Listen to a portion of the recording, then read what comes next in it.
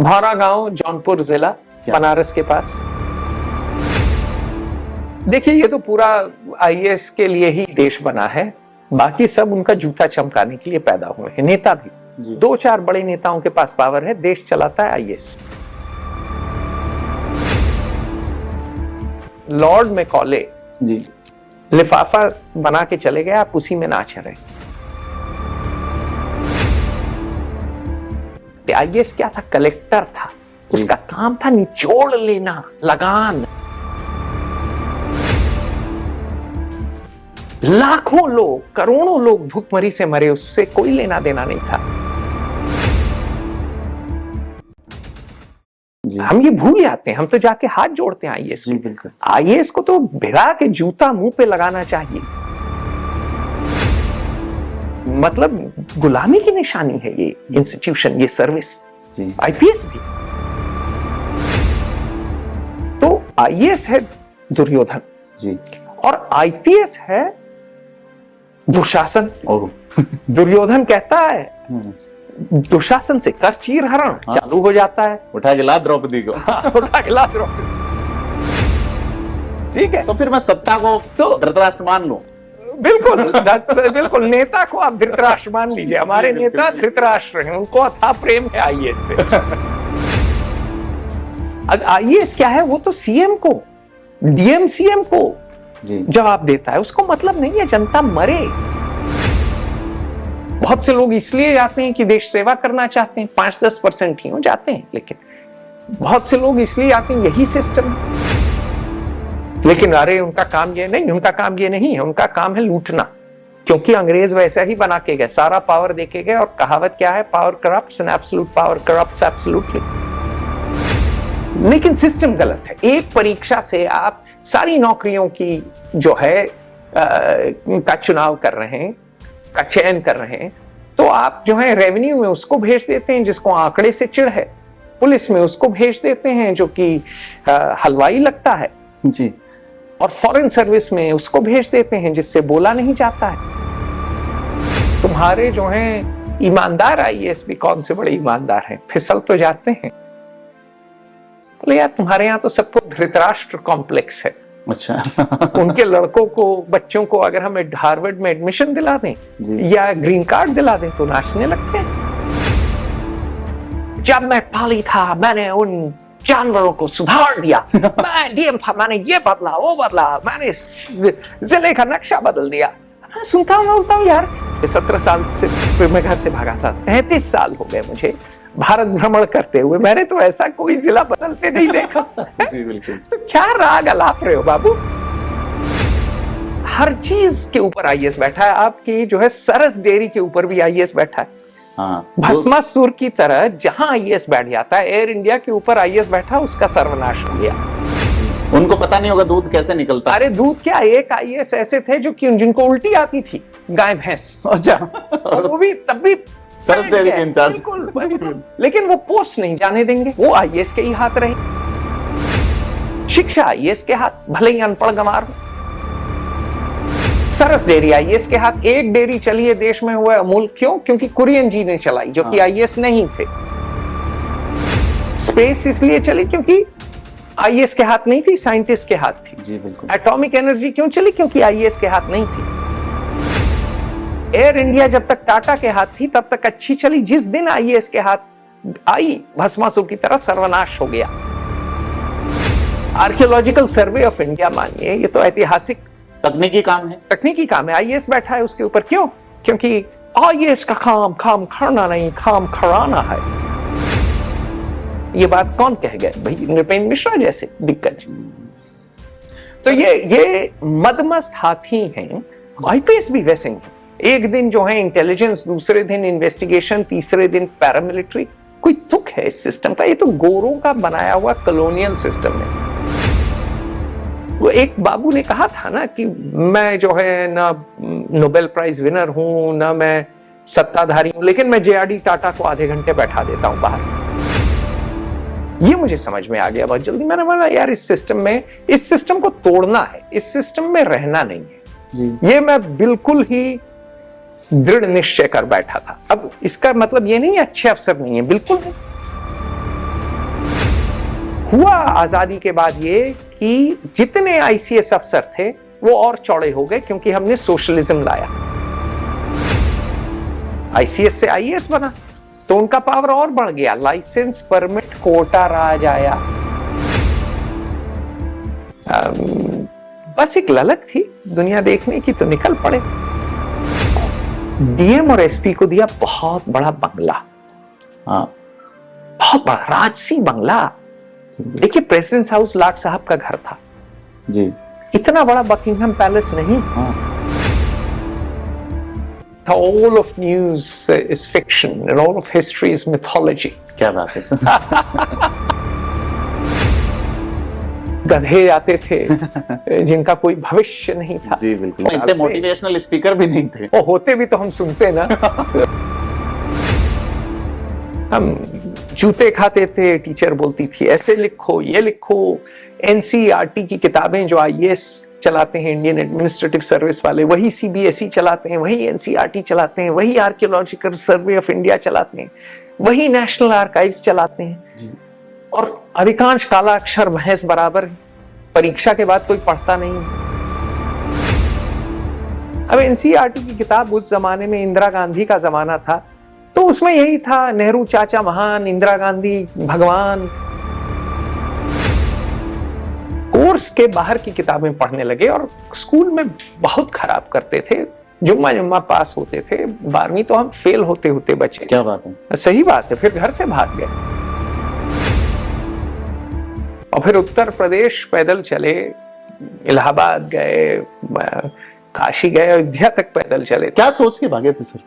कुछ सोच के नहीं भागे थे। सोचा था भाई अब क्या करेंगे जीवन में। उसमें तो यही लगता है ना कि आपने तो स्कूल में अच्छा नहीं किया, अब आपके जीवन। कितने परसेंटेज आए थे सर? यार, गणित में 33 आए थे और अंग्रेजी में 53 आए थे। 100 में से 100 में से कोई यकीन नहीं करता है। सोचो, बाद में हम ऑक्सफोर्ड गए और आज एक अंतरराष्ट्रीय पत्रिका चला रहे हैं, लेकिन 33 आए थे बाबू। और उस तरह निकल पड़े। तो फिर कहां से सूझा कि आईएएस बनना है या आईपीएस बनना? देखिए, सोया था मैं क्लास में, सोता रहता था, फिर वही फेल होते होते बचता था, सोता रहता। मैं लोग क्या था, ये सब था, ये स्विट्जरलैंड का केक है, थोड़ा खाओ थोड़ा फेंको, बहुत मजा आएगा। हमारा सबसे बड़ा जीनियस तो शून्य में है। 1860 का Indian penal code lord Macaulay का बिल्कुल गुलाम बनाने के लिए भारतवासियों को, 1861 का पुलिस एक्ट जो अब तक नहीं बदला है, जो मैं हमेशा कहता हूं गृह मंत्री जो है अफसरों से और के लोगों से कि साहब ये बदलिए। गुलामी चली आ रही है, मानसिक गुलामी। वही जो मैंने कहा ना, लिफाफा जो लॉर्ड मैकॉले आपका बना के गए, उसके अंदर से निकलिए साहब, उसके बाहर निकलिए। एक बहुत बड़ी दुनिया है।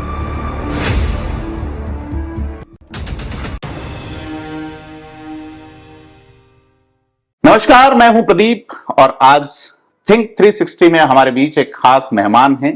अतुल सिंह इनका नाम है और अमेरिका जैसे देश में एक कमाल का मीडिया हाउस चलाते हैं, फेयर ऑब्जर्वर। चूंकि नाम ही अतुल है तो काम भी अतुलनीय ही है। आप भारतीय पुलिस सेवा यानी कि इंडियन पुलिस सर्विस में अधिकारी रहे हैं। भारत से आप एडवोकेसी करने लंदन ब्रिटेन गए और वहां से फिर आप विचारों की दुनिया को जानने के लिए, समझने के लिए और विचारों को प्रभावित करने के लिए आगे बढ़ते चले जा रहे हैं। अतुल सिंह जी, बहुत बहुत स्वागत हमारे चैनल पे आपका। सर, जानना चाहेंगे कहां से जर्नी शुरू होती है अतुल सिंह की? शुरुआत तो पैदाइश से होगी जी। पैदाइश गोवा में हुई जी। पिताजी मेरे भारतीय सेना में थे। 71 की लड़ाई में 72 घंटे ऑपरेट किए थे। बड़े आदमी थे अपने क्षेत्र में, अपने फील्ड में जी। तो माँ मेरी संस्कृत, हिंदी और बांग्ला साहित्य पढ़ी हुई हैं। क्या बात है। तो हुआ ये कि हम 2 भाई हैं, मैं बड़ा था जी। और हर 2-3 साल इधर उधर पटक दिए आते थे पिताजी। कभी गोवा तो कभी सिक्किम जी। अरेबियन सी से लेकर हिमालय तक। आपने नाप लिया पूरा बचपन। जी। काफी कुछ देखा। तेजपुर में भी थे। अरे असम में? हाँ, असम में बचपन की सबसे ताजी याद ये है कि भाई हाथी आ जाते थे पीछे, हाँ। केला वेला खाने, हम लोगों को तो बड़ा आनंद आता था, बाकी लोग जो है थोड़े डरे रहते थे भैया होगा क्या।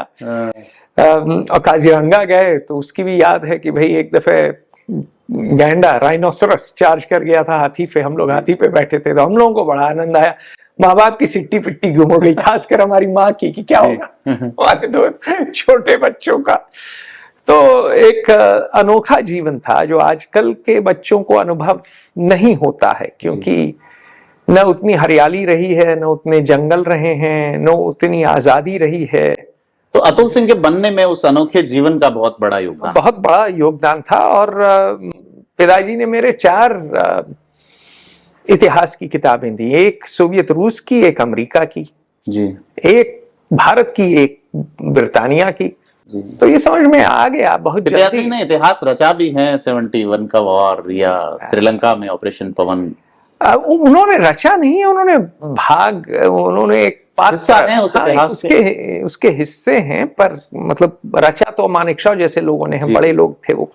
पिताजी तो मेरे सर्जन थे, वो भी बड़े आदमी हैं, लेकिन वो जो हैं युद्ध में या नीतियों में उतने अग्रसर नहीं थे। उन्होंने नई नई सर्जिकल टेक्निक्स भारत में लाई, तो वहां एक तरह से इतिहास रचा, राजनीतिक नहीं लेकिन सामरिक, हाँ बिल्कुल सामाजिक और वैज्ञानिक इतिहास तो रचा ही है। हमारे देश में हम लोग भूल जाते हैं, हमारे देश में हम लोग नेता, आईएएस, बड़े आदमी जो राजनीति में हैं उन्हीं पे ध्यान देते हैं और भूल जाते हैं बाकी लोगों को। तो आपकी बात सत्य है। तो पर उनको इतिहास में रुचि थी, उन्होंने 4 किताबें दी, तो उससे ये समझ में आ गया कि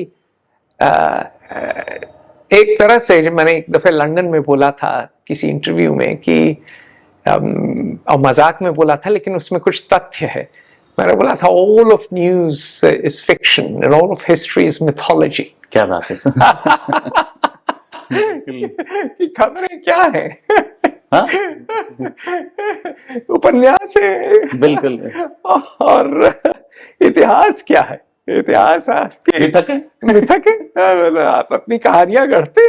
मैं एक पत्रकार को सुन रहा था तो उन्होंने एक बड़ी गजब की लाइन कही कि वे खबर नवीस थे जो खबर से पहले गए और वे न जाते तो ये वारदात होती क्या।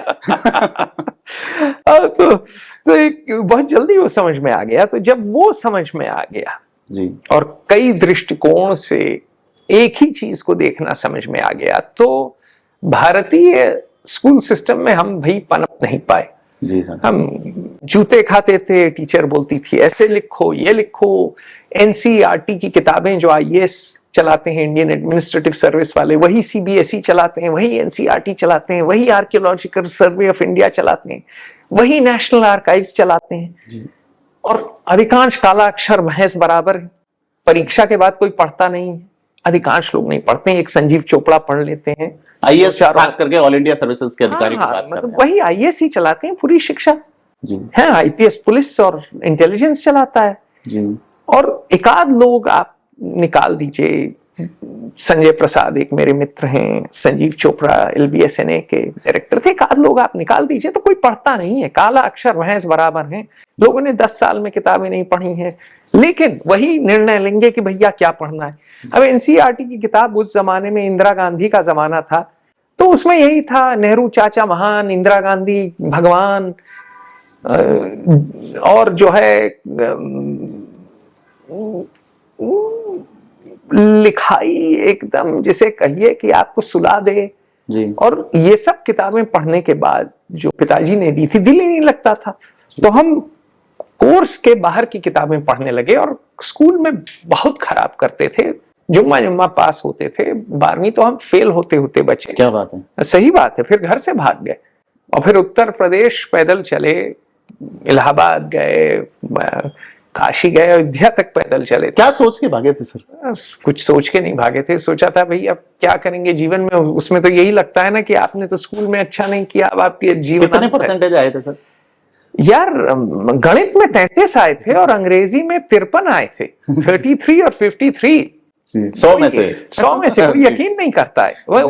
सोचो बाद में हम ऑक्सफोर्ड गए और आज एक अंतरराष्ट्रीय पत्रिका चला रहे हैं, लेकिन 33 आए थे बाबू और 33 पास मार्क था। ग्रेस वगैरह नहीं था। अब पता नहीं यार, हमको नहीं लगा कि पेपर इतना खराब है। आज तक हमको लगता है कुछ मार्किंग में गड़बड़ हुई होगी या एंट्री में गड़बड़ हुई होगी, क्योंकि 90 नहीं आते, लेकिन 33 भी नहीं आने चाहिए थे। और 53 तो इतनी भी अंग्रेजी गई गुजरी नहीं थी साहब, 53 आने चाहिए थे, लेकिन आ गए। तो फिर लोगों ने कहा अब तो तुम कुछ नहीं कर पाओगे, चपरासी बनोगे, झाड़ू लगाओगे सड़क पे। इतना सुने, मतलब चलते हैं फिर देखते हैं क्या है। तो परेशान होके निकल गए हम, संन्यास की राह पे निकल पड़े आप, हिमालय से उत्तर प्रदेश, ये इलाहाबाद। हिमालय नहीं गए, लेकिन हाँ गंगा किनारे गए जरूर। कलकत्ता से भाग के अपनी जो है पूर्वजों की धरती देखने गए, और क्योंकि वहां पले बढ़े तो थे नहीं, पिताजी का तबादला इधर उधर होता था, तो बहुत पैदल चले, बहुत देखा भारतीय संस्कृति, भारतीय समाज, भारतीय यथार्थ समझ में आया। तो वो घर से भागना एक अति उत्तम शिक्षा थी। वो प्राण रेखा कहते हैं गंगा को, तो आप छू के समझे उसको। बिल्कुल प्राण रेखा के किनारे ही चले, और बहुत लंबा चले बाबू, बहुत लंबा चले।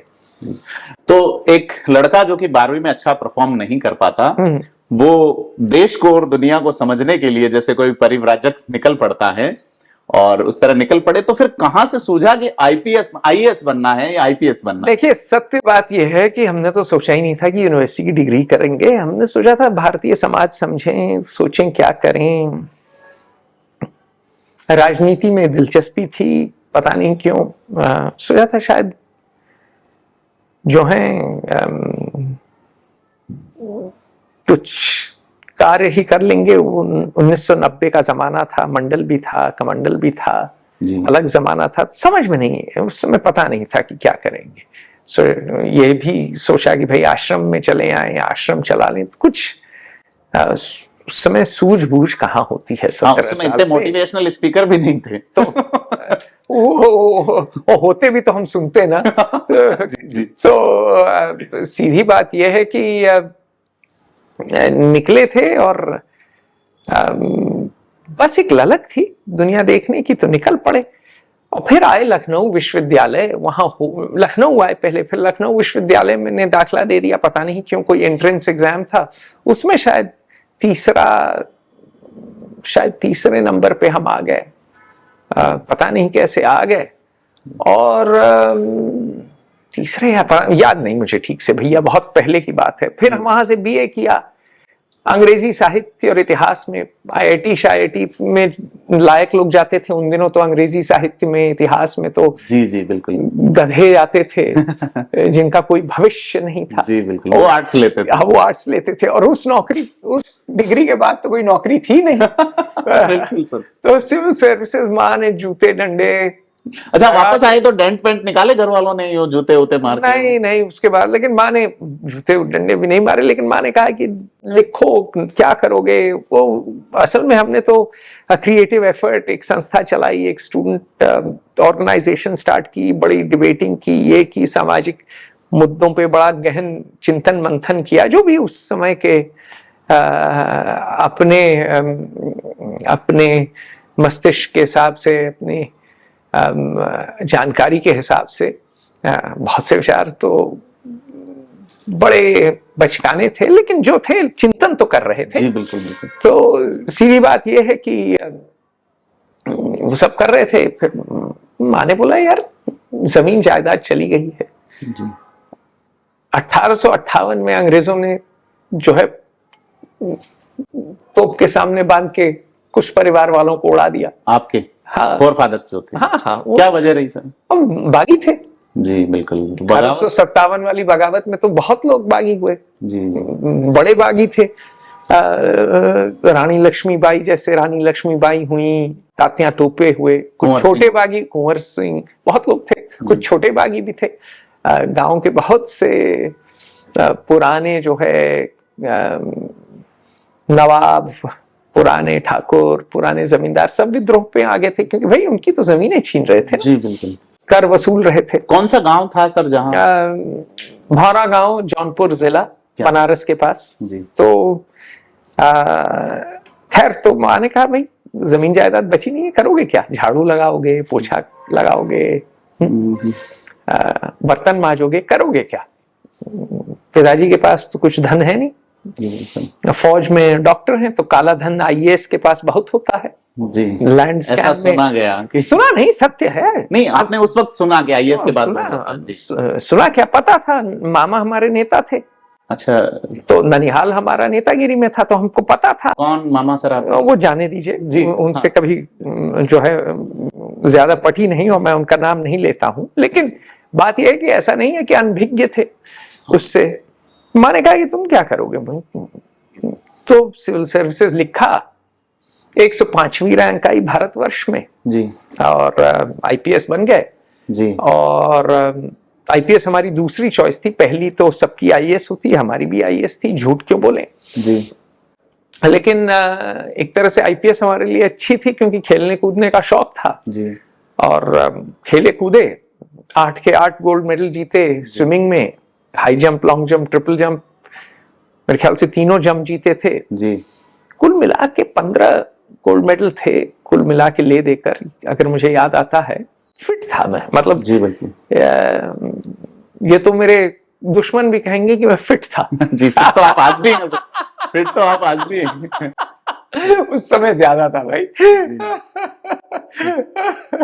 तो खेलने का शौक था और स्विमिंग का तो बहुत, तैराकी का तो बहुत शौक था, तो सो जाता था मैं, क्लास में सोता रहता था, फिर वही फेल होते होते बचता था, सोता रहता था। वो पढ़ाने का तरीका वही घटिया, रटंत विद्या घड़ंत पानी, वही जो एनसीईआरटी का तरीका वही, और ट्रेनिंग भी फिजिकल, ठीक है, उस्ताद बड़ी जान लगाते थे, लेकिन वो भी इतने शिक्षित नहीं थे। बाद में जब हम गए विदेश तो पता चला कि भाई थोड़ी सी टेक्निक अगर बेहतर होती तो हम और अच्छा कर सकते थे। जी बिल्कुल, बहुत अच्छा कर सकते थे। उस समय भाई जानकारी नहीं थी, कोचिंग नहीं थी, तो उस समय के हिसाब से जो जानकारी थी, जी जान से जद्दोजहद से खेले कूदे।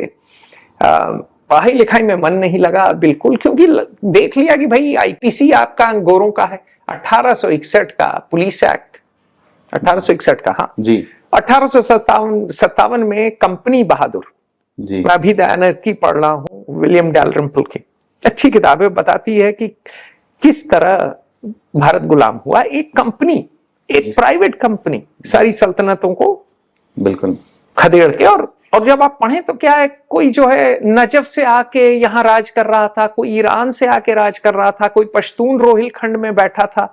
लगता है यार हम लोग क्या थे, जो आ रहा था पीट रहा था, जिसका मन था, भले ही वो जो है अरब दुनिया से या ईरान से या अफगानिस्तान से या दूर इंग्लैंड से चला आ रहा था जी। भाई यहाँ का आदमी जो है बिल्कुल लेट आएगा तो कब्जा कर लो, कब्जिया लो जी। तो मैंने देखा कि 1861 का पुलिस एक्ट आया क्यों, मैं हमेशा क्यों पूछता हूं, क्या तो जी पढ़ के रट लेंगे, क्यों आया 1861 में? इसलिए आया क्योंकि 1858 में कंपनी के हाथ से बागडोर गई, किसके हाथ? महारानी के, महारानी विक्टोरिया के हाथ जी। तो सबसे पहली चीज उनको क्या करनी थी? कंट्रोल। उसके लिए उन्होंने लाया 1860 का इंडियन पीनल कोड, जो कि लॉर्ड मैकॉले ने लिखा है। अभी आया है नया पीनल कोड जो अभी इस सरकार ने पारित किया है, आपने पढ़ा होगा, भारतीय न्याय संहिता जिनकी बिल्कुल, उस पे लेख हैं हमारे फेयर ऑब्जर्वर पे जी। महेश जेठमलानी जो एमपी हैं उन्होंने लिखा है, एक आध और लेख हैं आने वाले हैं। तो 1860 का Indian penal code lord Macaulay का बिल्कुल गुलाम बनाने के लिए भारतवासियों को, 1861 का पुलिस एक्ट जो अब तक नहीं बदला है, जो मैं हमेशा कहता हूं गृह मंत्री के जो है अफसरों से और के लोगों से कि साहब ये बदलिए, बिल्कुल पुलिस के आदमी को बंधुआ मजदूर बनाने को कि कभी दोबारा बागी बने ही नहीं। मैंने देखा कि यार हम कर क्या रहे हैं, गोरा अंग्रेज चला गया, उसकी जगह एक भूरा अंग्रेज आईएएस और आईपीएस आके बैठ गया है। एक है आईएएस को मैं कहता हूं दुर्योधन, अच्छा ठीक है जी, वो दुर्योधन है जी, वो जो है सर्वनाश करने के लिए पैदा हुआ है जी। क्यों? क्योंकि देखिए आप अपनी जो है आप अपने जड़ों से दूर नहीं जा सकते। आईएएस क्या था? कलेक्टर था। उसका काम था निचोड़ लेना, लगान कलेक्ट करना। जी लाखों लोग, करोड़ों लोग भूखमरी से मरे, उससे कोई लेना देना नहीं था। जी हम ये भूल जाते हैं, हम तो जाके हाथ जोड़ते हैं आईएएस जी को। बिल्कुल आईएएस को तो भिड़ा के जूता मुंह पे लगाना चाहिए। जी ये मतलब गुलामी की निशानी है ये इंस्टीट्यूशन, ये सर्विस। जी आईपीएस भी तो, आईएएस है दुर्योधन जी और आईपीएस है दुशासन। ओह दुर्योधन कहता है दुशासन से कर चीर हरण, चालू हो जाता है। उठा के ला द्रौपदी को। उठा के ला द्रौपदी को। ठीक है, तो फिर मैं सत्ता को तो धृतराष्ट्र मान लूं? बिल्कुल बिल्कुल, नेता को आप धृतराष्ट्र मान लीजिए। हमारे नेता धृतराष्ट्र हैं, उनको अथाह प्रेम है आईएएस से और जनता अबोध है। जी ये सीधी बात ये है कि आप इलेक्ट करिए ना अपना मेयर। पूरे दुनिया में जो है, क्योंकि मेयर को आप 5 साल में निकाल देंगे। जी बिल्कुल। आईएएस क्या है? वो तो सीएम को, डीएम सीएम को जी जवाब देता है। उसको मतलब नहीं है जनता मरे। जी वो क्या करेगा? वो जो है जाएगा किसी जिले में, मान लें राजस्थान का कोई जिला मान लीजिए, जोधपुर, पाली मान लीजिए, पाली मान लीजिए, पाली जाएगा। फिर वो जब आएगा जयपुर में, रिटायर होकर या तो जयपुर रहेगा या दिल्ली। अगर सेंट्रल डेपुटेशन जाएगा तो दिल्ली, नहीं तो जयपुर। फिर बोलेगा बिल्कुल गोरे साहब के तरह, जब मैं पाली था मैंने उन जानवरों को सुधार दिया, मैं डीएम था, मैंने ये बदला वो बदला, मैंने जिले का नक्शा बदल दिया। मैं सुनता हूँ, मैं बोलता हूँ यार मैं भी बूढ़ा हो गया, टकला हो गया। 20 क्या 30, अब तो 30 साल हो गए। 17 साल से मैं घर से भागा था, 33 साल हो गए मुझे भारत भ्रमण करते हुए। मैंने तो ऐसा कोई जिला बदलते नहीं देखा। जी बिल्कुल। तो क्या राग अलाप रहे हो बाबू, हैं? और हर चीज के ऊपर आईएएस बैठा है। आपकी जो है सरस डेयरी के ऊपर भी आईएएस बैठा है। हाँ, भस्मासुर की तरह जहां आईएएस बैठ जाता है, एयर इंडिया के ऊपर आईएएस बैठा, उसका सर्वनाश हो गया। जी उनको पता नहीं होगा दूध कैसे निकलता। अरे दूध क्या, एक आईएएस ऐसे थे जो कि जिनको उल्टी आती थी, गाय भैंस। अच्छा और वो भी तब भी सरस डेयरी के इंचार्ज। बिल्कुल, लेकिन वो पोस्ट नहीं जाने देंगे, वो आईएएस के ही हाथ रहेगी। शिक्षा आईएएस के हाथ, भले ही अनपढ़ गंवार हो। सरस डेयरी आईएएस के हाथ। एक डेयरी चली है देश में, हुआ अमूल। क्यों? क्योंकि कुरियन जी ने चलाई, जो कि आईएएस नहीं थे। स्पेस इसलिए चली क्योंकि आईएएस के हाथ नहीं थी, साइंटिस्ट के हाथ थी। जी बिल्कुल। एटॉमिक एनर्जी क्यों चली? क्योंकि आईएएस के हाथ नहीं थी। एयर इंडिया जब तक टाटा के हाथ थी तब तक अच्छी चली। जिस दिन आईएएस के हाथ आई, भस्मासुर की तरह सर्वनाश हो गया। आर्कियोलॉजिकल सर्वे ऑफ इंडिया मानिए, ये तो ऐतिहासिक तकनीकी काम है। तकनीकी काम है। आईएएस बैठा है उसके ऊपर। क्यों? क्योंकि आईएएस का काम करना नहीं, काम कराना है।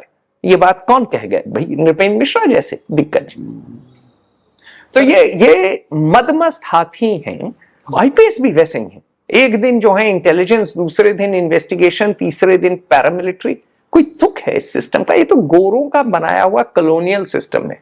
ये मुझे समझ में आ गया बहुत जल्दी। मैंने बोला यार इस सिस्टम को तोड़ना है, इस सिस्टम में रहना नहीं है जी। ये मैं बिल्कुल ही दृढ़ निश्चय कर बैठा था। अब इसका मतलब ये नहीं है अच्छे अफसर नहीं है, बिल्कुल नहीं। बहुत से लोग इसलिए जाते हैं कि देश सेवा करना चाहते हैं, 5-10% ही हो जाते हैं, लेकिन बहुत से लोग इसलिए आते हैं यही सिस्टम है जी।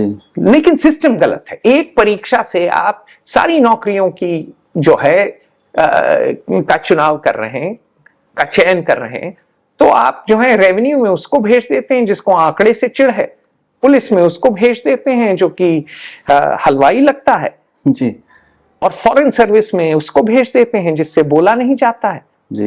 मतलब ये क्या कर रखे, वो है ना एक मजाक की क्या हाल बना रखा है, कुछ लेते क्यों नहीं कुछ देते क्यों नहीं देश। एक चीज ये भी देखी सर, मैं सरकारी छुट्टी या सरकारी पैसे पे लोग विदेश पढ़ने जाते हैं। हाँ। आईएएस जो है मिड टर्म के हिसाब में, अब वो इजराइल जा रहे हैं पढ़ने के लिए, वहां खेती व्यवस्था। हाँ, हाँ। पढ़ के जैसे ही आए तो उनको कृषि विभाग में लगाने की बजाय उनको आईटी में लगाया जाता है। देखिए ये तो पूरा आईएएस के लिए ही देश बना है, बाकी सब उनका जूता चमकाने के लिए पैदा हुए हैं। नेता भी 2-4 बड़े नेताओं के पास पावर है, देश चलाता है आईएएस जी बिल्कुल, हर डिपार्टमेंट। तो उन्होंने ये तो बना रखा है विदेश भ्रमण के लिए, देश के लिए नहीं। भेजना है अगर इजराइल तो इस एग्रीकल्चरल साइंटिस्ट को भेजो ना जी। हार्वर्ड में लगे जा खूब जाते हैं, और मेरे साथ जो है एक दिन रात में जो है मेरा ही सह लेखक को ऑथर ग्लेन कार्ल, वो और बाकी लोग जो है बैठे हुए थे। तो एक दिन ऐसे ही, वो तो सब पढ़ते हैं, महाभारत पढ़ते हैं, वो तो तेज तर्रार हैं, चालू हैं। तो उस मंडली में एक दफे मजाक में कोई कह गया कि भाई तुम्हारे जो हैं ईमानदार आईएएस भी कौन से बड़े ईमानदार हैं, फिसल तो जाते हैं जी। तो मैंने बोला हाँ भाई, तो सबको पता है, बताइए लेकिन कैसे फिसलते हैं? बोले यार तुम्हारे यहाँ तो सबको धृतराष्ट्र कॉम्प्लेक्स है। अच्छा। उनके लड़कों को, बच्चों को अगर हम हार्वर्ड में एडमिशन दिला दें या ग्रीन कार्ड दिला दें तो नाचने लगते हैं। क्या बात है सर। तो हार्वर्ड में वो तो सीधा उनका गेम है कि पूरी दुनिया की एलीट आप लेके आए, उस एलीट को या तो इंडोक्ट्रिनेट करें या कॉम्प्रोमाइज करें। पुराना खेल है, पहले अंग्रेजों ने खेला जी, फ्रेंच ने यही खेल खेला, सोवियत रूस ने ये खेल खेला हमारे साथ। व्यापारियों का खेल है जो कि भावनाओं के लिए, भावनाओं के हिसाब से खेला जा रहा है। व्यापारियों का नहीं है, ये सियासत का खेल है जी। हर सियासत, हर एम्पायर ये खेल खेलता है। वो आपका, अंग्रेजी में कहेंगे, they define the envelope of your thought। क्या आपकी सोच का दायरा का लिफाफा वो तय करते, उससे आगे आप देख नहीं पाए, उससे आगे आप देख नहीं पाए। और वो आपके निजी हित जी को पूरा करके आपको अपने ही राष्ट्र का विरोधी बना देते हैं। अब देखिए, आईएएस की बात की, आईएएस कहां से आया? आईसीएस से आया जी। एक बहुत बड़े आईसीएस थे, गिरिजा शंकर वाजपेयी जी। गूगल कर लें लोग। जी। आजादी के पहले वो क्या कह रहे थे? भारत को आजादी मत दीजिए। गद्दार ही नहीं, गद्दार शिरोमणि थे। आजादी के बाद क्या हुआ? नेहरू जी ने उन्हीं को सराखों पे उठा दिया, उनको कोई नुकसान नहीं हुआ आजादी के बाद ये कि जितने आईसीएस अफसर थे वो और चौड़े हो गए, क्योंकि हमने सोशलिज्म लाया। आईसीएस से आईएएस बना तो उनका पावर और बढ़ गया। लाइसेंस, परमिट, कोटा राज आया, इंस्पेक्टर राज आया। तो आप किसी इंडस्ट्रियलिस्ट से बात करिए, मैं कितनों से बात कर चुका हूं, मुदित जैन से बात कर चुका हूं, उनका पॉडकास्ट सुन लीजिए फेयर ऑब्जर्वर पे। शरद कुमार सर्राफ जो आईआईटी बॉम्बे के चेयरमैन हैं, उनसे बात कर लीजिए। आप मैन्युफैक्चरिंग कर रहे हैं, वो ऑयल ड्रम के कैप्स बनाते हैं और वर्ल्ड के सबसे बड़े प्रोड्यूसर हैं जी। इंडिया की, जिसे कहिए कि गौरव हैं जी। सब दुखड़ा रोते हैं कि भारतीय ब्यूरोक्रेसी, भारतीय प्रशासन जो है सिर्फ टांग में टंगड़ी लगाती है जी। तो इन सब लोगों ने अच्छा किया लड़ झगड़ के सिस्टम से। और वो एक बाबू ने कहा था ना कि मैं जो है ना नोबेल प्राइज विनर हूं, ना मैं सत्ताधारी हूं, लेकिन मैं जेआरडी टाटा को आधे घंटे बैठा देता हूं बाहर। क्या बात है। लाइसेंस, परमिट, कोटा राज में आपको जूते चाटने पड़ते थे इन लोगों के जी। तो जितना देश का बंटाधार आईएएस ने किया है जी, किसी और ने नहीं किया है। ये मतलब खलनायक ही नहीं है, सबसे बड़े खलनायक दुर्योधन और आईपीएस दुशासन, दोनों खलनायक हैं। दोनों कॉलोनियल पावर के, कॉलोनियल सिस्टम के जो हैं उपज हैं। और ब्रिटिश सिस्टम में या बाकी जगह ये सिस्टम, ब्रिटेन ने दो खाने बनाए, एक मालिक का खाना अपने लिए, एक नौकर का खाना आपके लिए और हमारे लिए जी। हम लोगों के लिए ये नौकर का खाना। मैं तो ऑक्सफोर्ड का पढ़ा हूं, मैं इस्तीफा देके ऑक्सफोर्ड गया क्योंकि मैं इसलिए गया, मैंने सोचा कि यार मैं नौकरी कर रहा था नागालैंड में, मैं देख रहा था सारे अच्छे लेख तो गोरों के, अंग्रेजों के। मैं कह रहा था कि मैंने सोचा यार 47 के बाद हमारे लोग क्या कर रहे थे जी। कौन लिख रहा था? यार मुझे जो है सीखना है इन लोगों से, जिन लोगों ने दुनिया पे राज किया, कि सियासत कैसे की जाती है, कानून कैसे बनाए जाते हैं। यहां तो मैं कानून, बस मैं जो है 4 ठो घोड़ा बंगला गाड़ी के लिए बिक गया, मैं कानून जो है लागू बस कर रहा हूं, गोरों का दिया हुआ। मैं कानून लिखना चाहता हूं जी। सर मैं आइवर जेनिंग्स को पढ़ रहा था, मैं ये बात 1 मिनट में खत्म करता हूं। तो इसलिए गया और मैंने गोरों का सिस्टम देखा। मैंने देखा कि भाई लंदन में तो चीफ कांस्टेबल है जी, बॉबी। हाँ नहीं कांस्टेबल शुरू करते हैं, आप एकदम ऊपर तक जाते हैं। हाँ हाँ बिल्कुल। चीफ कांस्टेबल होता है जी। वो बड़ा पढ़ा लिखा बंदा या बंदी होती है जी। हमारे यहाँ सुपरिंटेंडेंट है जी। काहे साहब बन रहे हैं आप। तो हमारा जो सिस्टम है वो जातिवाद का सिस्टम जी। एक तरह से आधुनिक जातिवाद है जो गोरे छोड़ के है। बोलिए।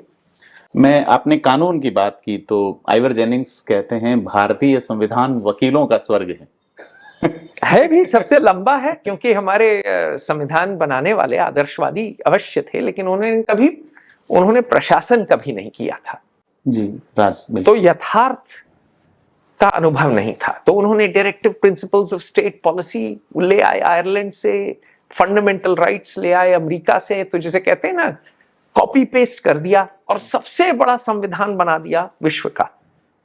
ठीक है तो फेरारी की बॉडी ले आए जी लेकिन इंजन अंदर वही खटारा जी एम्बेसडर वाला। पुलिस एक्ट नहीं बदला, डिस्ट्रिक्ट लेवल पे कोई बेसिक एक्ट नहीं बदला, आईएएस निरंकुश हाथी बन गया, सब पे रौंता चला गया।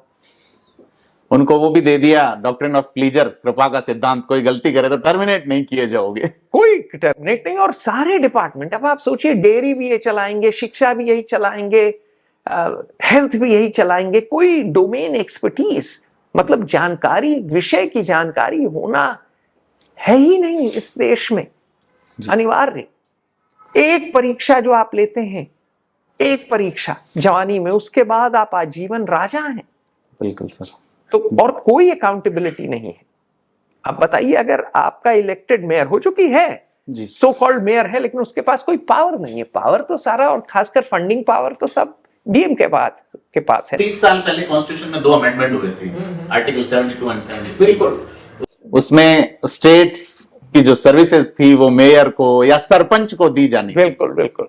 अभी तक कह रहे हैं साहब वो लोग तैयार नहीं वो अब ये तो वही है ना, गोरा साहब भी कहता था आप आजादी के लिए तैयार नहीं है। आप आजादी के लिए तैयार नहीं है, हम चलाएगा। तो साहब अभी भी जो है चॉपस्टिक से मूंगफली खाता है। हालांकि अंग्रेजी बोला नहीं जाता है अधिकांश लोगों से जी। मैंने तो ट्रेनिंग की है, मैं तो ईमेल पढ़ता हूं, मेरे पास लेख आते हैं। Retired secretary to government of India लिख नहीं पाते हैं एक पन्ना, ये आलम है। चिड़िया बैठाते हैं, जो सेक्शन ऑफिसर लिख देता है उसी पे चिड़िया बैठाते फिरते हैं जी। रोना रोते हैं मेरे सामने नेता भी और कुछ अच्छे ब्यूरोक्रेट भी कि भैया हम बैठे हुए हैं, हम हर चीज खुद लिख रहे हैं क्योंकि नीचे वाले कुछ नहीं लिख पा रहे। तो अंदर पूरा खोखला है सिस्टम। तो सर फिर नौकरी क्यों छोड़ दी आपने? मतलब इतने खोखले सिस्टम नहीं देखे। मैंने कहा ना, मैं बागी बागी शायद खून है। मैंने उससे अहम बात है कि मैंने सोचा कि यार मैं गोरों के बनाए हुए सिस्टम में चंपू नहीं बन के रहूंगा जी। इतना तो दिमाग है कि मैं बाहर निकल के आजादी से, स्वेच्छा से, स्वच्छंदता से चिंतन करूंगा। और ऑक्सफोर्ड मेरे लिए बहुत एक ख्वाहिश थी, एक सपना था। मैंने हमेशा सोचा था कि मैं फिलॉसफी, पॉलिटिक्स एंड इकोनॉमिक्स कर पाऊं और मुझे आत्मविश्वास नहीं था कि मैं कर पाऊंगा क्योंकि मैं घर से भागा हुआ लड़का। मेरे भाई ने मेरा बड़ा प्रोत्साहन किया। वो बेलियल कॉलेज जा चुका था, स्कॉलरशिप पे गया था।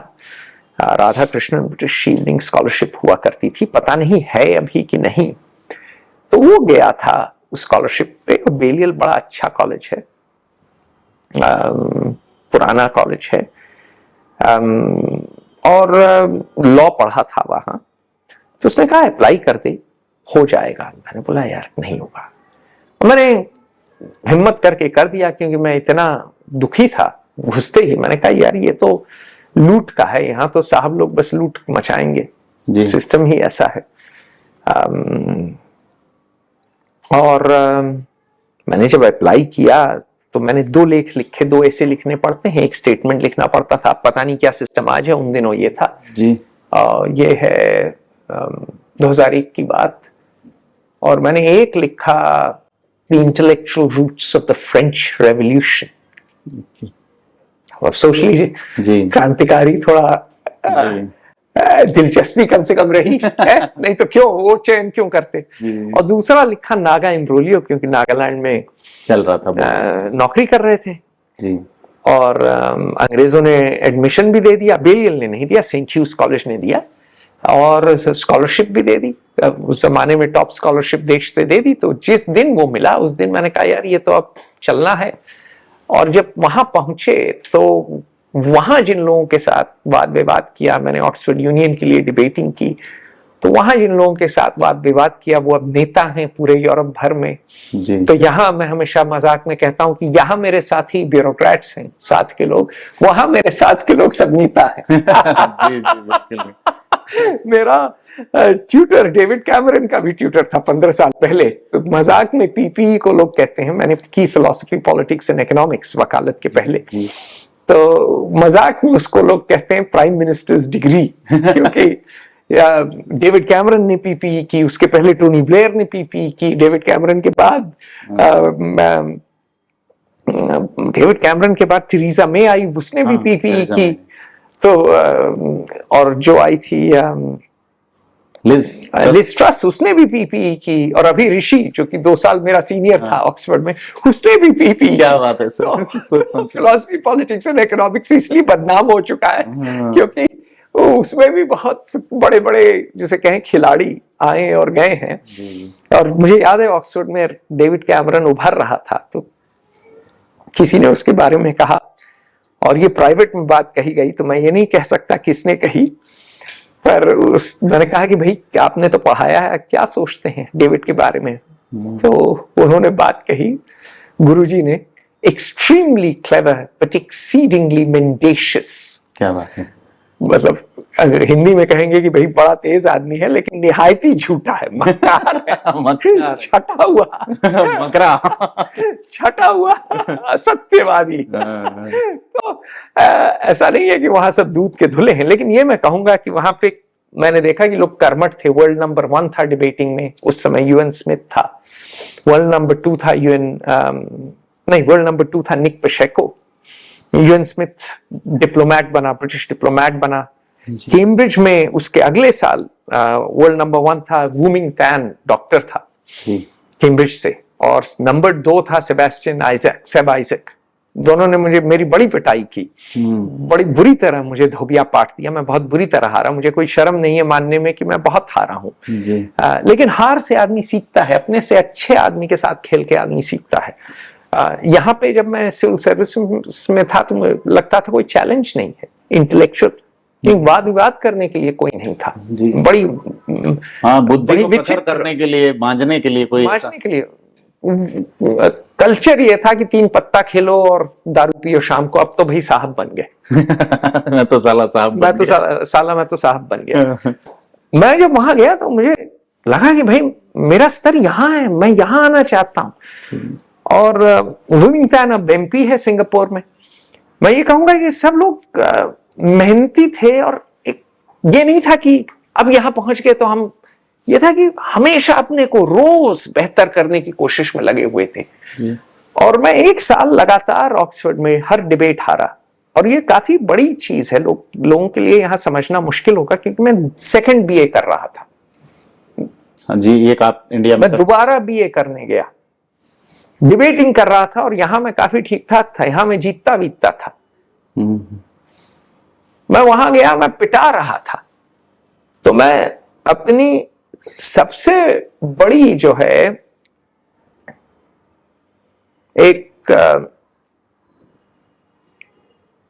सबसे बड़ी खूबी मैं ये मानता हूं कि मैंने गांडीव नहीं रखा।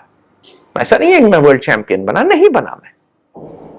ऐसा नहीं है कि मैं यूएन स्मिथ को कभी हराया, नहीं, यूएन स्मिथ को कभी नहीं हराया, ना वूमिंग टैन को हराया, कभी नहीं हराया, सत्य बात है।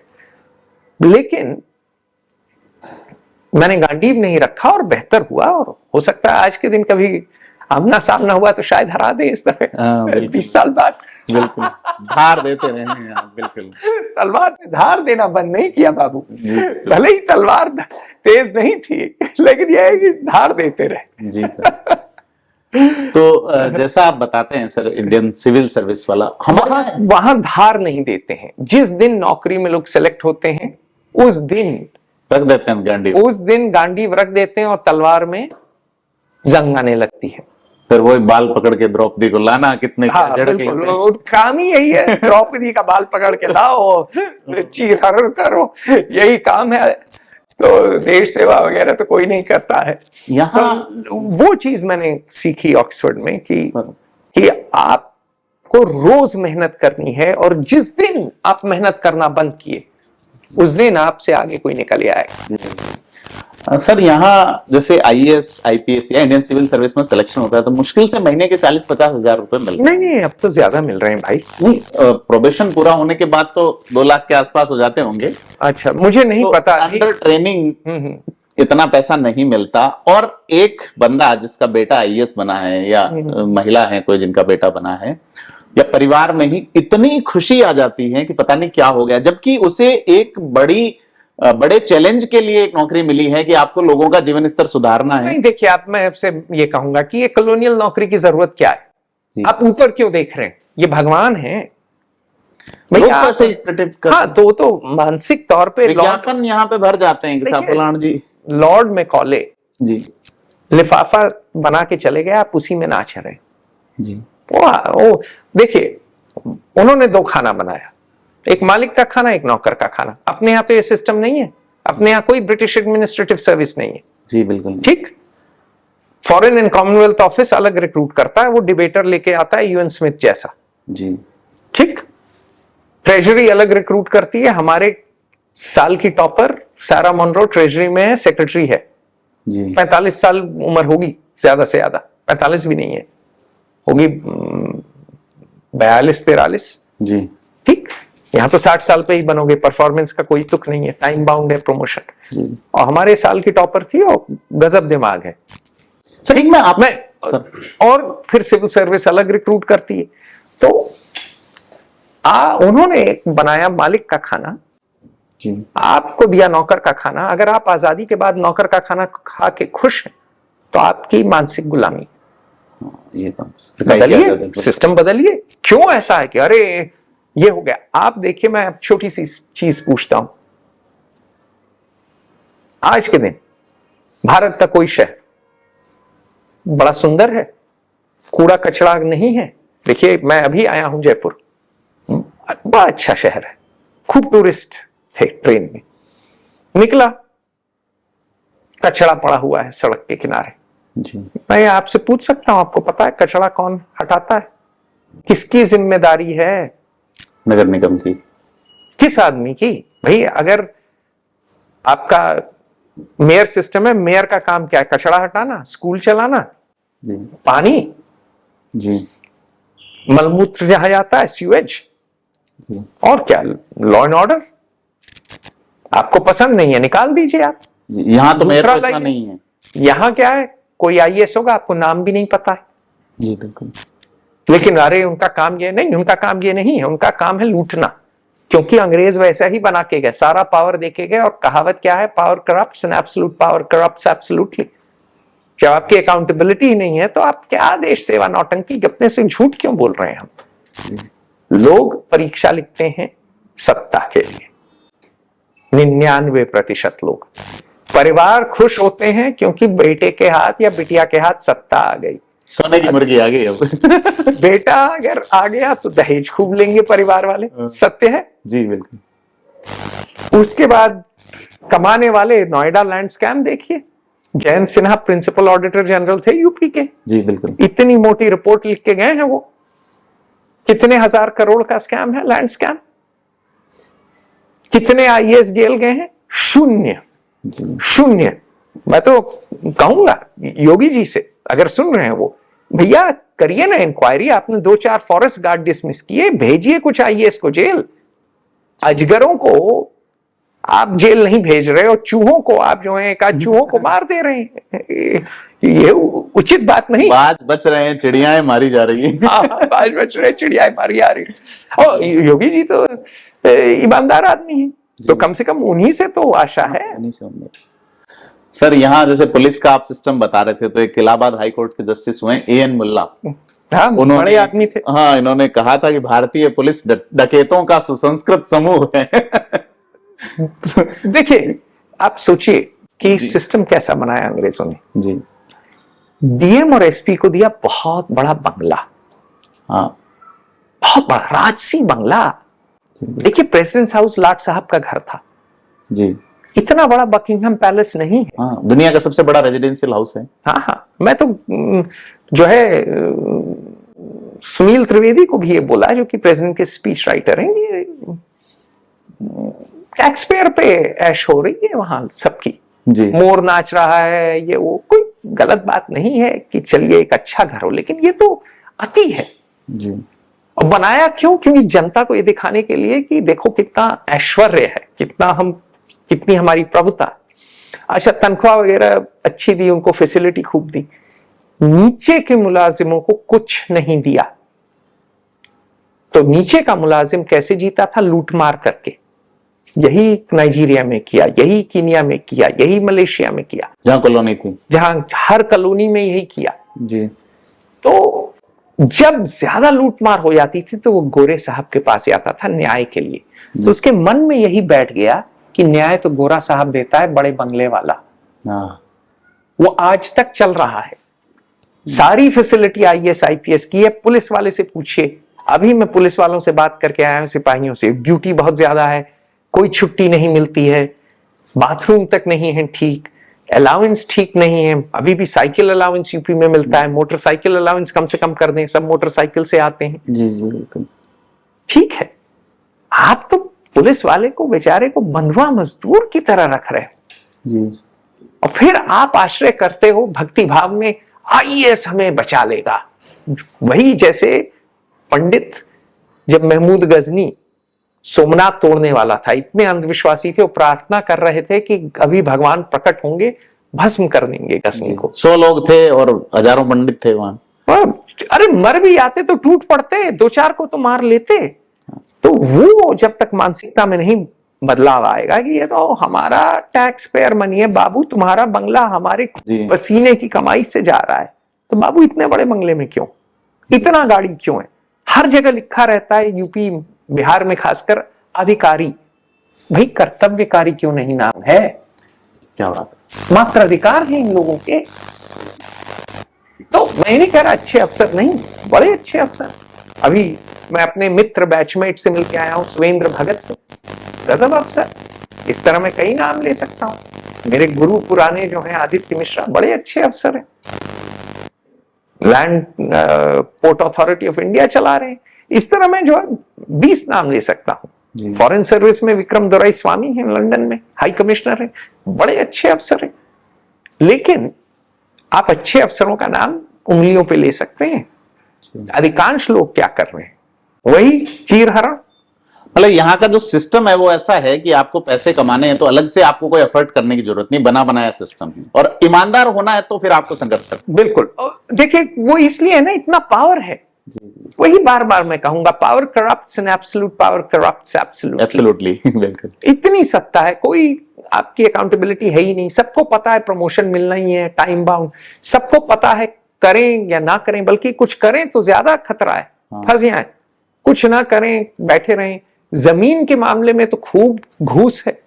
आप जो है जमीन प्लॉट काटिए, जो है अपने रिश्तेदारों को दीजिए, पहले जमीन ले लीजिए, फिर उसको ही अपने ही लोगों से एक्वायर करिए, फिर प्लॉट काट के अपने ही लोगों को दे दीजिए। आप इंडस्ट्री सेक्रेटरी बन जाइए, आप कॉन्ट्रैक्ट हजारों करोड़ के दे दीजिए, आप कंपटीशन कमीशन ऑफ इंडिया के ऊपर बैठ जाइए, किसी को फेवर कर दीजिए और बाद में 4 करोड़ 5 करोड़ की सैलरी आपको कॉर्पोरेट हाउस देगा। तो भाई अकाउंटेबिलिटी क्या है?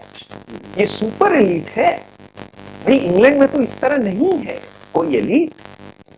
सर अपन चूंकि इस व्यवस्था पे लगातार बात कर रहे हैं, मैं जानना चाहूंगा कि आप यहाँ से पढ़ने गए लंदन, उसके बाद आपने जो है वो वहाँ वकालत भी की। हाँ हाँ, वकालत भी। पहले पीपीई किया, फिलॉसफी पॉलिटिक्स इकोनॉमिक्स, फिर वकालत पढ़ी, फिर वकालत की 3 साल फ्रेशफील्ड्स में बिल्कुल की।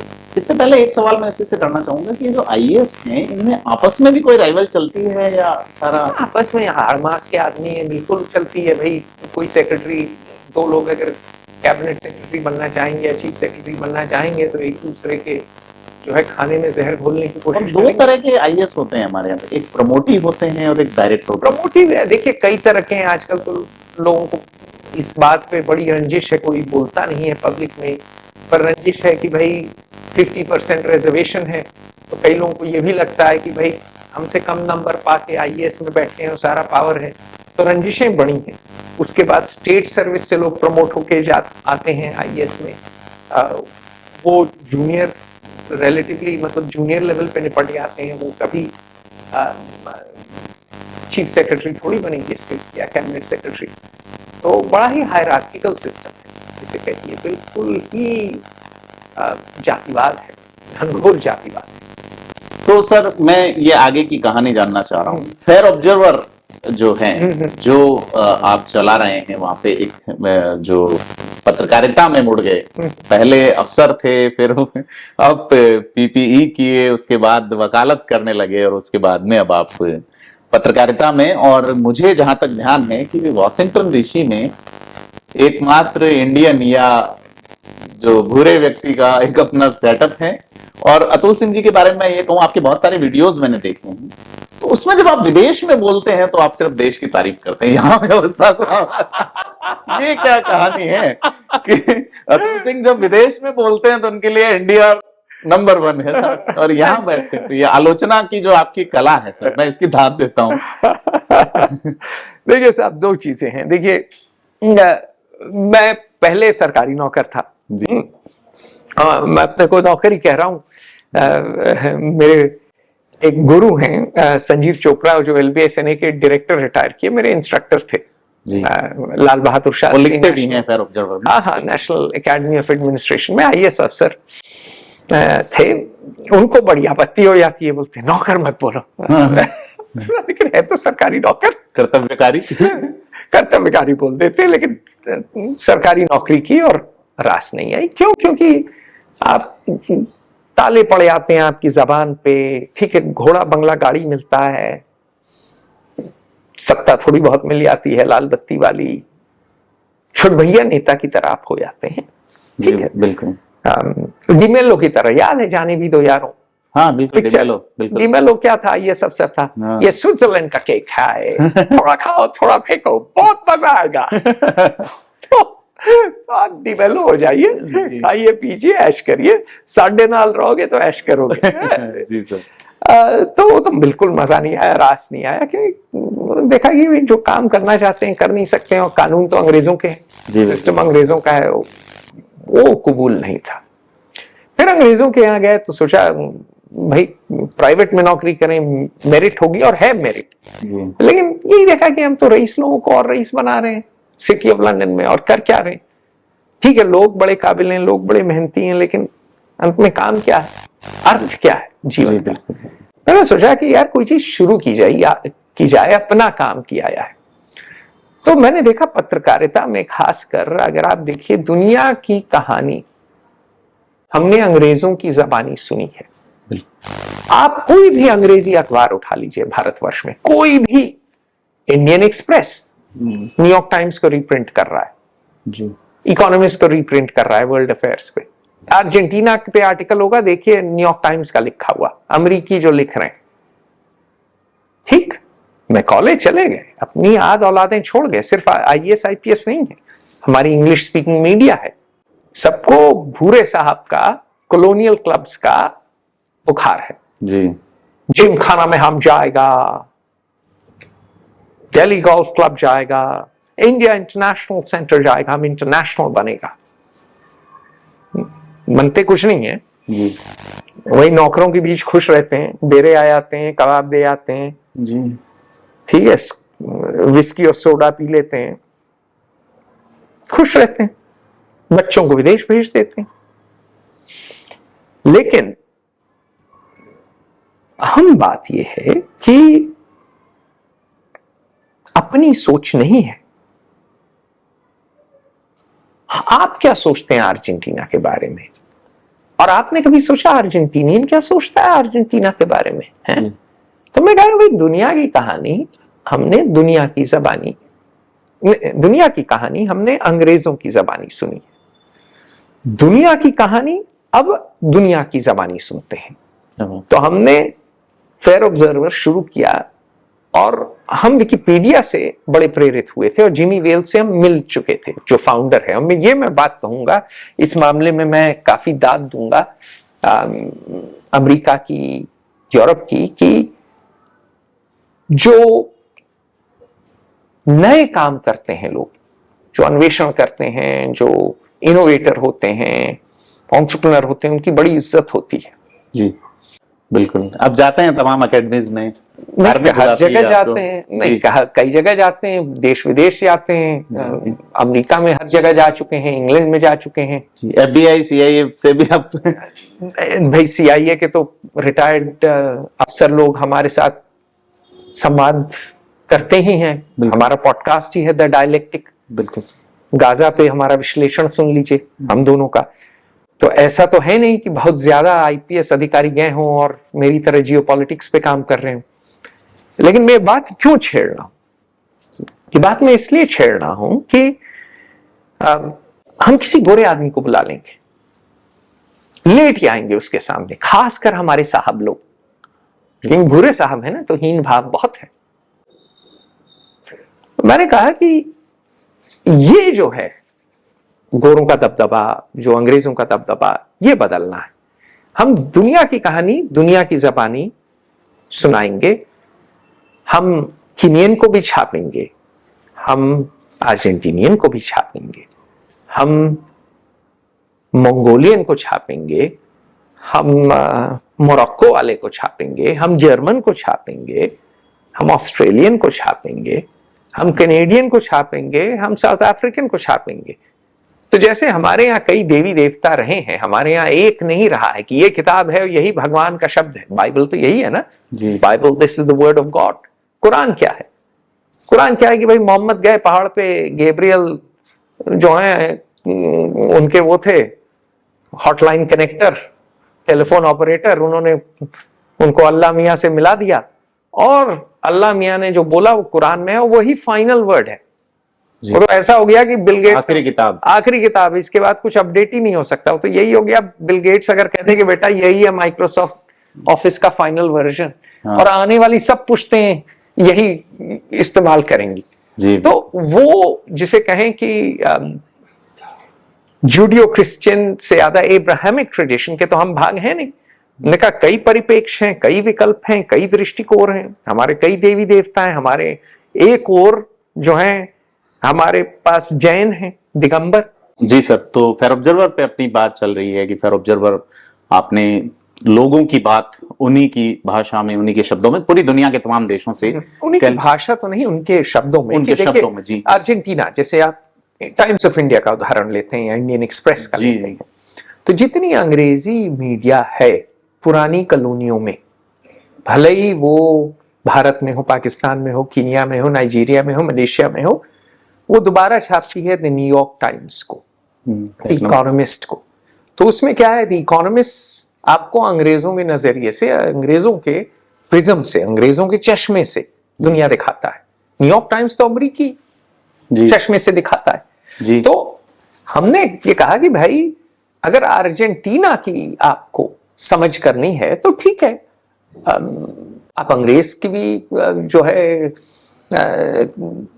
बात सुने, लेकिन अर्जेंटीनियन की भी सुन लें। बिल्कुल, वो उसका जीता अपना अनुभव है, जीता जागता अनुभव है। किसी और की सुन लें जो कि साउथ अमेरिका से है, जो कि वही जबान बोलता है, स्पेनिश बोलता है।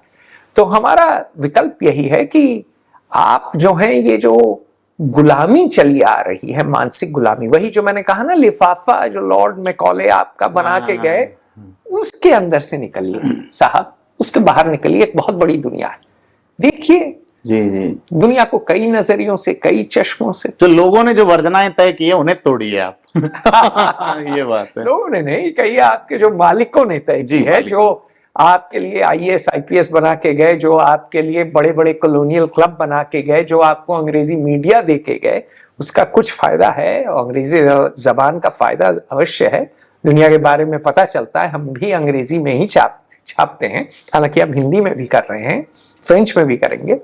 लेकिन आप अपने जो है जड़ों से दूर ना होइए और बाकी लोगों को भी समझिए कि उनकी जड़ें कहाँ हैं और उनके अनुभव क्या हैं, क्योंकि बहुत कुछ सीखने को मिलेगा। मैं एक छोटी सी बात कहूंगा, अफ्रीका के एक बहुत बड़े लेखक थे चिनुआ अचेबे, जिन्होंने लिखा था थिंग्स फॉल अपार्ट। यदि आपको कॉलोनाइजेशन समझना है कि कैसे गोरा साहब आया, कैसे उसने वहां लोगों का धर्म बदला, नाम बदले, वहां डिस्ट्रिक्ट ऑफिसर आया, वही डीएम का भाई जी, जो कि वहां के लोगों को सिविलाइज करने आया। कैसे कॉलोनाइजेशन काम करता है, आपको लगेगा कि एक भारत की गांव की कहानी है। तो मेरा मानना यह है कि कई नजरियों से दुनिया देखें, दुनिया खुले मन से देखें, आप गहराई तक जाइए, आप संदर्भ समझिए और आप कई परिप्रेक्ष्य सुनिए। जहां तक मैं नहीं भूल रहा हूं सर, थोड़ा बहुत मैं भी लिखता पढ़ता हूं, तो आप तो काफी लिखते पढ़ते हैं साहब। जिस लेखक की जिनकी आप बात कर रहे हैं, उनका एक बड़ा जबरदस्त कथन है कि जंगल का राजा शेर जब तक अपने इतिहासकार नहीं रखेगा तब तक शिकारियों का इतिहास महिमा मंडित होगा। अति उत्तम, बिल्कुल आप बिल्कुल आपको पूर्णतः याद है, बहुत बड़ी बात को कह के चले गए। जी बिल्कुल, तो मैंने उनको पढ़ा जी। और अमेरिका, जिस फादर ऑफ अमेरिका जिनके जनक कहे जाते हैं, बेंजामिन फ्रैंकलिन, वो कहते हैं कुछ लोग 25 में ही मर जाते हैं लेकिन 75 तक दफनाए नहीं जाते। तो अतुल सिंह जो कि 25 साल की उम्र तक तो भागी थे, 17 में ही भागी हो गए थे, और अब 33 साल से जो जिंदा दिली चल रही है और पूरी देश दुनिया में घूम रही है। तो ये चीज आपकी मैं अच्छी बताऊंगा कि भारत से बाहर आप भारत के लिए बात करते हैं, भारत के लिए मैंने लड़ते देखा है आपको। कई एक मित्र की शादी का वीडियो मैंने देखा, आप किसी फ्रेंड की शादी में बोल रहे हैं, क्या गजब बोल रहे हैं। देखिए, हमारी 100 गलतियां हैं जी, हमारी 100 बीमारियां हैं, लेकिन मैं ये कहता हूं ना कि हमारे यहाँ कई देवी देवता थे जी। तो truth with a capital T जिसे अंग्रेजी में कहते हैं, वो हमने नहीं कभी देखा। वो है एक कमी एब्राहमिक ट्रेडिशंस की। जी। ये बाइबल है, यही है जी, वर्ड ऑफ गॉड, बाकी सब बकवास है। कुरान है जी, मोहम्मद है और गैब्रियल से बात की और सीधे अल्लाह से बात की और यही है, और ये फाइनल वर्जन है साहब जी। वो हमारे में नहीं है। हमारे में जगह जैनियों के भी है, के लिए भी है, श्वेतांबर दिगंबर के लिए भी है, बिल्कुल, तेरापंथी मंदिर मार्गी 50 चीजें हैं, 50 चीजें, और दूसरी और हमारे यहाँ खजुराहो के लिए भी जगह है। मेरी नानी तो चंडेल, बिल्कुल, और चंडेलों ने ही खजुराहो के मंदिर बनाए। तो एक और आप देखिए बिल्कुल ही लोग तपस्या करके बैठे हैं, और दूसरी ओर 9 रसों का सेवन चल रहा है, और यही है जीवन। जीवन में हर चीज, हर तजुर्बा, हर अनुभव, हर व्यक्तित्व के लिए जगह है। और ये जो चीज है, ये भारत की एक अनोखी देन है विश्व को। देखिए, जीरो कहां से आया? रोमन्स के बहुत अचीवमेंट है, बड़े अचीवमेंट है। देखिए, मैं दोनों जो एक्सट्रीम हैं, जो दोनों बिल्कुल विचारधाराओं में जो अति पे चले आते हैं, उनसे मैं असहमत हूं। एक और कहते हैं कि भाई हम गुलाम थे, हम बिल्कुल ही बेवकूफ हैं, हम तो भाई हमारी सभ्यता किसी काम की नहीं है। और ये लेफ्ट के लोग बहुत इस तरह हो जाते हैं। जेएनयू में ऐसे बहुत लोग मिलेंगे, हमारे यहाँ कास्ट सिस्टम है, ये वो। या कास्ट सिस्टम जापान में भी था, कास्ट सिस्टम इजरायलियों में भी है, कोहेन उनके ब्राह्मण हैं जी, और अभी भी मोसाड के अधिकांश चीफ कोहेन हुए हैं। तो जरा लंबी सांस लें हम लोग। ऐसा नहीं है कि हम ही खलनायक हैं, ये थोड़ा समाज ही, हर समाज ही इसी तरह रहा है। एक दफे खेती बाड़ी आ गई। दूसरी ओर जो है राइट के कुछ लोग हैं जो कहते हैं हर चीज भारत से ही आई, हम ही हैं और बाकी कोई है ही नहीं। ये भी उचित बात नहीं है। कहाँ भाई सत्य है? बाकी लोग भी तो टैलेंटेड हैं जी। अभी थोड़ी है भाई। हाँ। तो सत्य जिसे कहिए कहीं मध्य में है। हम्म। चीनी सभ्यता यहाँ है न तो लेफ्ट में है न राइट में, यहाँ है सत्य। बिल्कुल। तो चीनी सभ्यता में देखिए क्या है, वो आपको कंपास दे गए, पेपर दे गए, पेपर करेंसी दे गए, प्रिंट, वो आपको गन पाउडर दे गए, बड़ी चीजें दे गए। सिविल इंजीनियरिंग का इजाद उन्होंने ही किया। चाय दे गए हमें, चाय दे गए, बिल्कुल। रोमन्स के पास जाइए, वो रोमन लॉ दे गए, बहुत चीजें दे गए, वो भी। ग्रीक्स फिलोसफी दे गए अच्छी खासी। बिल्कुल सर। हम भी बहुत कुछ दे गए। हमारा सबसे बड़ा जीनियस तो शून्य में है। जी। To imagine something in nothingness, ये बात, क्यों शून्य में भी कुछ है, शून्य भी शून्य नहीं है, वो सिर्फ हम कर सकते थे, क्योंकि वो हमारे समाज की एक खसूसियत है। जी बिल्कुल। ट्रूथ हमारा कैपिटल टी के साथ नहीं है। इसीलिए जिस तरह मैं कहता हूं, हमारे यहाँ दुर्गा भी हैं, लक्ष्मी भी हैं, सरस्वती भी हैं, तीनों हैं, और भी कई देवियां हैं। तो उसी तरह मैं मानता हूं कि फेयर ऑब्जर्वर में भी कई देवियां हैं। जी जी। और सबकी कृपा रहे तो अच्छा है। सरस्वती ज्यादा मुस्कुराई हैं अब तक, लक्ष्मी उतना नहीं मुस्कुराई है। लक्ष्मी भी जरा मुस्कुरा दे तो अच्छा रहेगा। दुर्गा तो आप में खुद में नजर आती है जब आप प्रहार करते हैं तो। दुर्गा तो मेरी माँ के कारण है। उनका व्यक्तित्व भी ऐसा है, तो उनके प्रभाव की वजह से थोड़ा जी बिल्कुल दुर्गा मैया का आशीर्वाद रहा है। जी बिल्कुल। सर, भारत, यूरोप और यूएस, इन तीनों की मीडिया में क्या देखते हैं अंतर आप? बहुत बड़ा सवाल है, इतना समय नहीं है हमारे पास, ये अगली दफे विस्तार में चर्चा करेंगे जी। लेकिन संक्षिप्त में बताता हूं। भारत में मीडिया बहुत डर डर के, फूंक फूंक के कदम लेता है, बहुत खौफ है, क्योंकि हम कॉलोनी रहे हैं और उसके पहले भी राज किया। भाई, ईस्ट इंडिया कंपनी जब थी तब क्या था, एक नजफ का आदमी बंगाल का सुल्तान बन गया था, शिया दरबार चला रहा था। एक पश्तून रोहिलखंड आके बैठ गया था।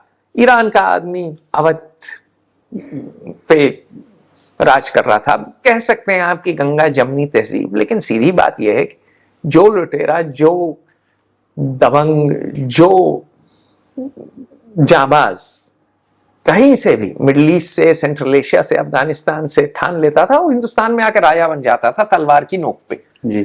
तो सीधी बात यह है कि भारतवासियों ने अपना समाज, अपनी सियासत 800 साल से नहीं चलाई है।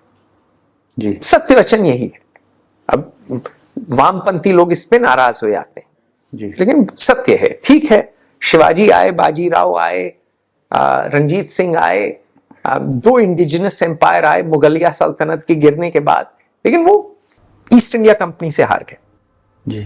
राज हमने नहीं किया। हमने नौकरी की, हम राय बहादुर बन गए। आईएएस क्या था? राय बहादुर। आईसीएस टाइटल देते थे राय बहादुर। उसके पहले भी क्या था? सेवा करिए, आपको मिल जाएगी मनसब। तो हमको आदत है सेवा करने की। मैं बात क्यों कह रहा हूं? इसलिए कह रहा हूं कि वो मीडिया में दिखता है। हम खुल के बातें नहीं करते, हम बड़े लोगों को चुनौती नहीं देते।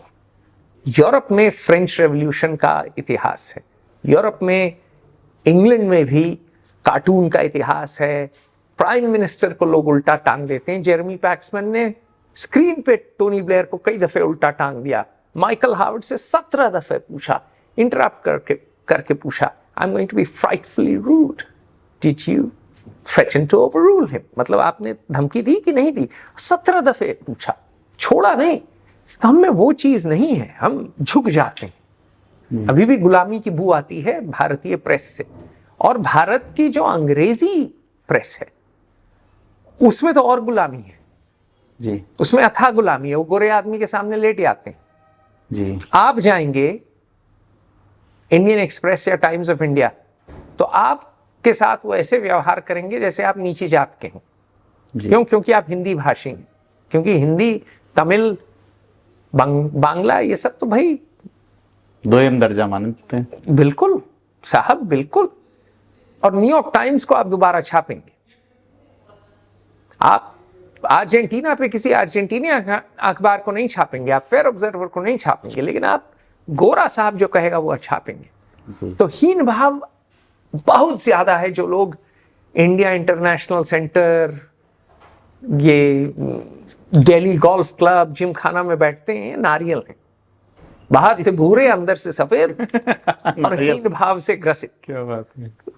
तो इंडियन मीडिया का बुरा हाल है। और फिर कुछ लोग ओन करते हैं, कुछ लोग मालिक हैं, और फिर मालिक का तो बिल्कुल आपको साष्टांग करना होता है जी। अमेरिका में कुछ ही मालिक हैं, लेकिन आजादी भारत से ज्यादा है। लेकिन आप मालिक के खिलाफ नहीं जा सकते, नहीं तो आप निकाल दिए जाएंगे। वहां पे भी भाई अगर आप वॉशिंगटन पोस्ट में काम करते हैं, मालिक आपका जेफ बेजोस है, आप ये थोड़ी बोलेंगे कि अमेज़न को तोड़ दो।